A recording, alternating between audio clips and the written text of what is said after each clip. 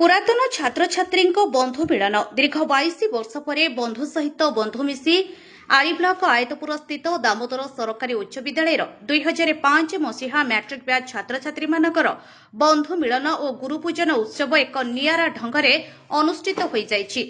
विद्यालय पुरातन छात्र छात्री मानक संयोजन अनुष्ठित एही बंधु मिलन और गुरुपूजन उत्सव में प्रधान शिक्षक विनोद बिहारी देव सभापतित्व अनुष्ठित होइथिला। संवर्धनार प्रतिक्रिया रे भावविहल शिक्षक माने सेमानक 21 वर्ष तलर स्मृति को रोमंथन करथिले।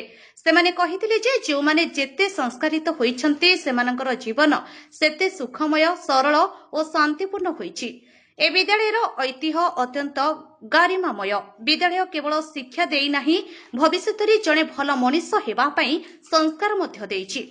पिलामानक उद्देश्य रे शिक्षक माने कहिथिले पिलामाने हेउछन्ति शिक्षक मानकर परिचय। पिलामाने हेउछय आम आखि आगरे समस्ते आमर छात्र। भक्ति भावरे तुमको समस्ते ग्रहण करंतु किंतु भयर नुहे। समाज पई भल कार्य करी तुम ना जस हेले सेइटा ही हेबो आम मानकर गुरु दक्षिणा। कार्यकारी बंधु मिलन अतीतर स्मृति को ताजा करिथाए। सेथिपई दीर्घ 21 वर्ष परे मध्य बंधु मिलन सह अवसर शिक्षक मानकु पूजार्चना और संवर्धित करिसंती।